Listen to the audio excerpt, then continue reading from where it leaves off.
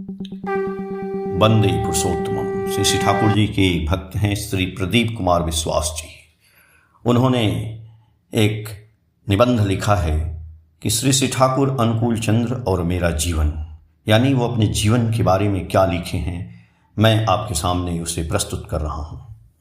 उस पार बंगाल के यसोर जिले के अमित्राक्षर छंद के जनक स्वनामधन्य कवि माइकल मधुसूदन दत्त के जन्म स्थान सागर दाड़ी से मात्र 2.5 मील दूर सुजला सुफला प्रिय मेरे पैतृक निवास गांव का नाम बारुई हाटी 1971 के बांग्लादेश के स्वाधीनता के युद्ध के समय पश्चिम पाकिस्तान के खान सेना व पूर्व पाकिस्तान वर्तमान बांग्लादेश के राजाकार वाहिनी सेना की सहायता से मेरे पिता को निकटवर्ती हाई स्कूल में मीटिंग के नाम से बुला कर ले गए एवं भीषण अत्याचार के बाद हत्या कर दी गई।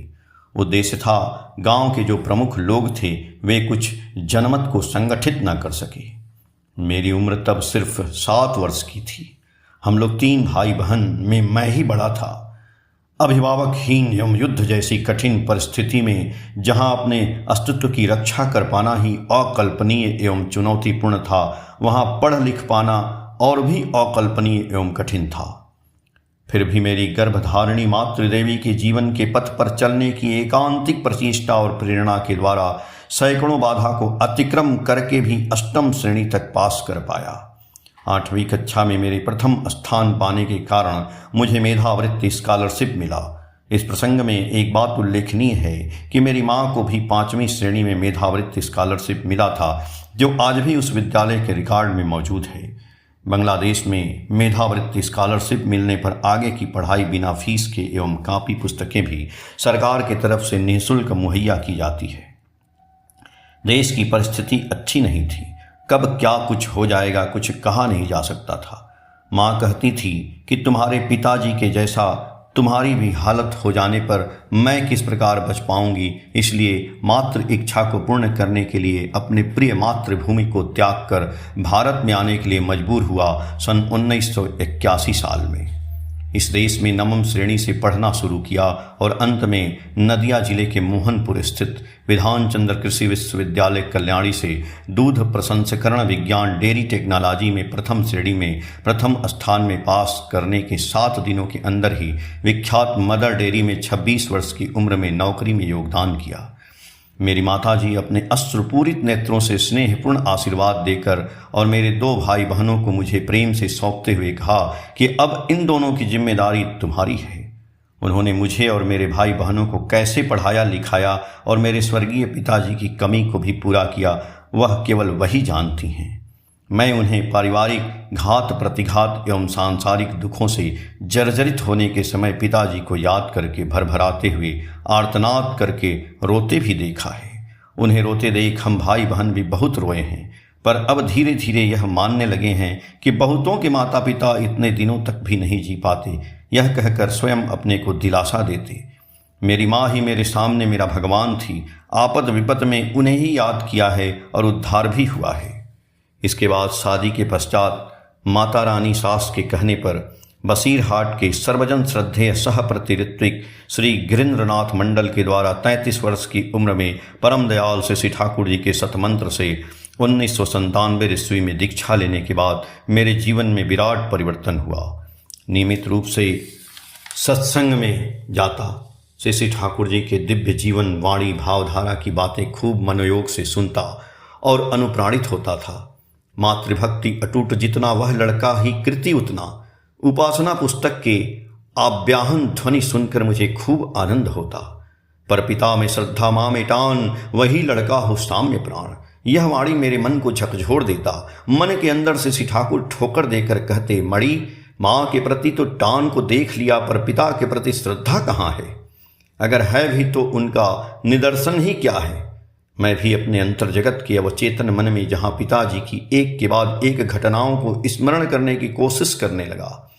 खास करके विशेष विशेष घटनाओं के बारे में मन में जोर देकर सोचकर खोजने लगा। शुरू में तो कुछ खास याद नहीं हुआ, पर जितना अधिक मैं सत्संग में गया उतना ही अधिक श्री ठाकुर जी ने मुझे ठोकर देकर कहा। इसी तरह से चलते चलते एक दिन मैं अंत में एक दिन मान ही गया। हाँ ठाकुर, मेरा माँ के प्रति जो जितनी टान है उतना पिताजी के प्रति उतनी श्रद्धा नहीं है।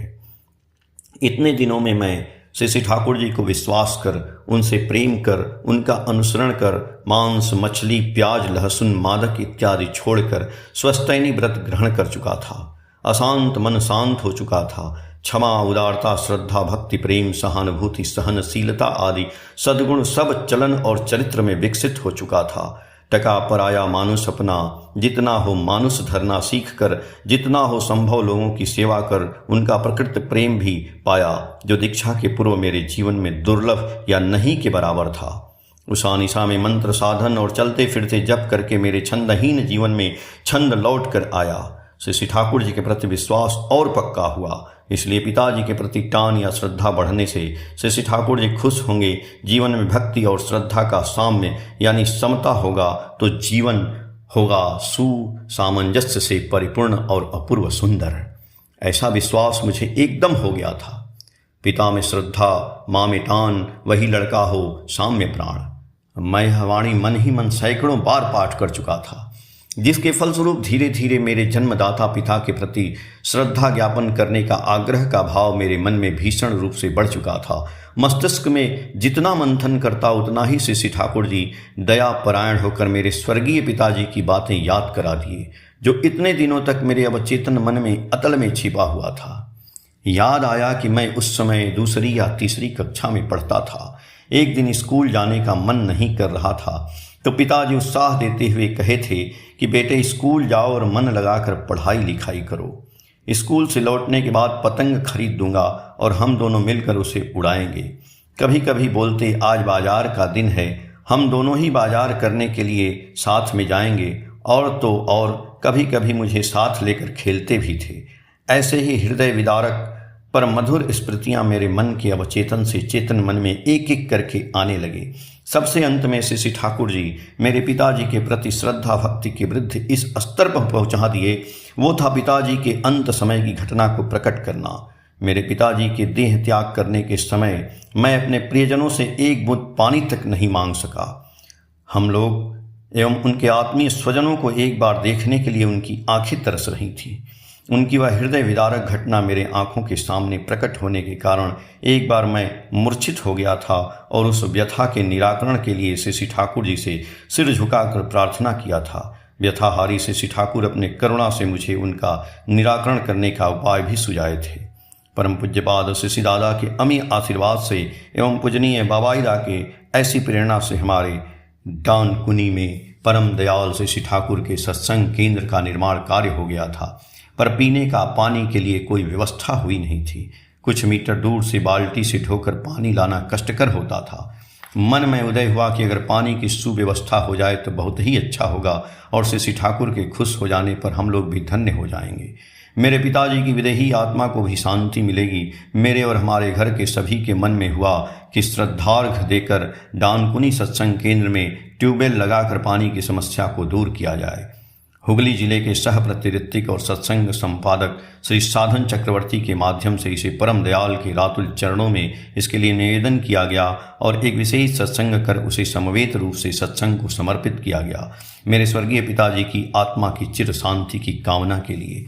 अंत में परमानंद का विषय हुआ कि मेरे पिताजी जो विस्मृति के अतल में चले गए थे, परम दयाल की असीम दया से आज हमारे मन के मानस पटल में श्रद्धा के आसन पर उज्ज्वल रूप से विराजमान हैं।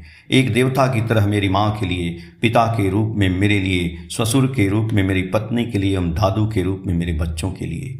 श्री ठाकुर जी को निष्ठा से अनुसरण करने का यह एक अमोघ फल मिला। अकपट रूप में स्वीकार करता हूँ कि उनके सतनाम में दीक्षा न लेने और उन्हें निष्ठा के साथ अनुसरण न करने पर तीव्र व्यथा से युक्त हृदय होकर भारी मन से ही सारा जीवन व्यतीत करना पड़ता। उनकी दया से इस व्यथा और भार से मुक्त हो पाया। आज और व्यथा नहीं, दुख नहीं, भार नहीं। उस व्यथा को दूर किया हमारे व्यथाहारी श्री ठाकुर जी ने। उनको अनुसरण कर यह भी जानकारी हुआ कि मेरे पिताजी भी उन्हीं के संतान थे, हम सभी उनके संतान हैं और वे हमारे परम पिता हैं। आलोचना 2014 से अनुदित अनुवादक श्री चंद्र मोहन महतो, सातवती, मई 2018, पेज संख्या 41, 42 और 43 से। जय गुरु।